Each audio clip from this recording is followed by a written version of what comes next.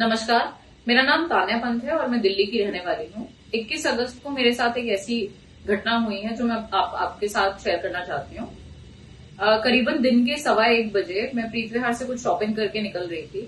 फिर मैं एक ऑटो रिक्शा में बैठी और इसके 5-10 मिनट के बाद ही विकास मार्ग पर लक्ष्मी नगर से ITO जाते हुए 2 बाइक सवार मोटरसाइकिल पर एक ब्लैक कलर की बाइक पर आए और मेरे ऑटो में से, मेरे हाथ में से मेरा बैग छीनकर चले गए वहां से। मैंने तुरंत ही 112 नंबर पर कॉल किया और नियरेस्ट थाने शकरपुर पहुंच गई। थाने पहुंचते ही मैंने कंप्लेन करी और सब्सिक्वेंट सेक्शंस में FIR लॉन्च की गई। मेरे बैग में मेरा लैपटॉप चार्जर, फोन चार्जर, घर की चाबियां, मेरी सभी IDs, मेरी कोई ज्वेलरी, मेरे डेबिट क्रेडिट कार्ड्स के साथ साथ मेरे एक एप्पल के एयरपॉड्स प्रो भी थे। मेरे एयरपॉड्स मेरे फोन के साथ कनेक्टेड हैं और उनकी लोकेशन मेरे फोन से ट्रेसेबल है।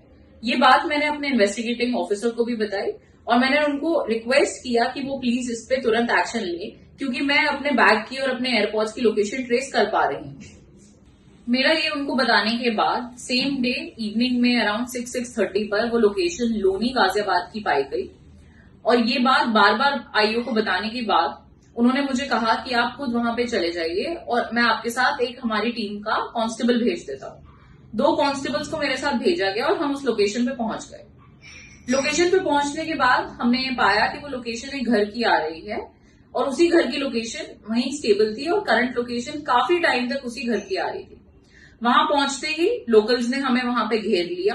15 से 20 लोग वहां इकट्ठा हो गए और हमें धमकाने लगे। जो मेरे साथ कांस्टेबल थे वो भी बेचारे सिविल ड्रेस में थे, तो वो बहुत ज्यादा हेल्प हमें कर नहीं पाए, काफी अनप्रिपेयर्ड थे। उसके बावजूद हम वहां से किसी तरह अपनी जान बचा के निकले हैं।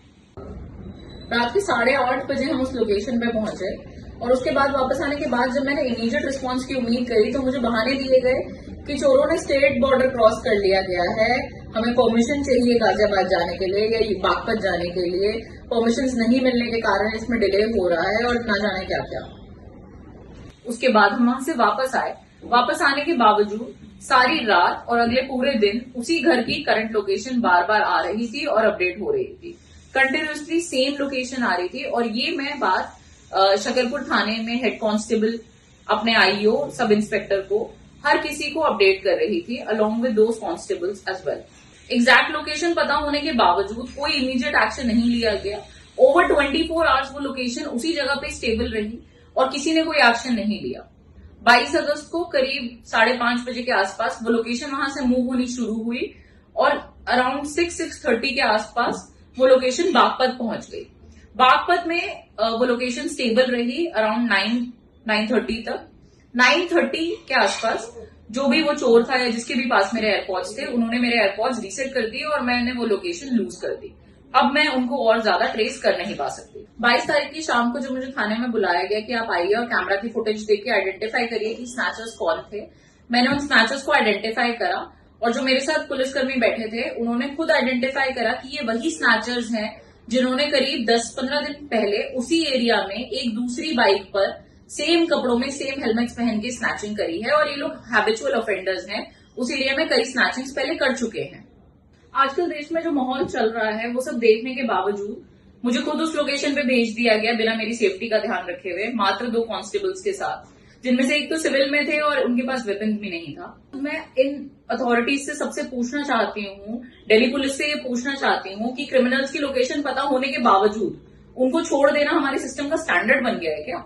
दिल्ली जैसे शहर में जहाँ क्राइम्स अगेंस्ट वुमेन ऑलरेडी इतना ज्यादा राइज पर है, उस बैग में मेरी सभी IDs भी थी, उनमें मेरा एड्रेस मेंशन्ड है, मेरे काम की लोकेशन मेंशन्ड है, मेरे साथ कुछ भी हो सकता है।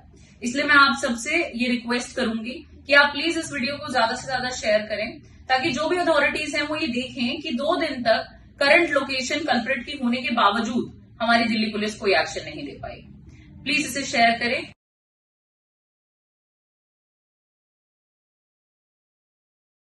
Multimodal transport logistics specialist in Quebec. For our clients, a 140,000 square foot state-of-the-art warehouse for storage and distribution.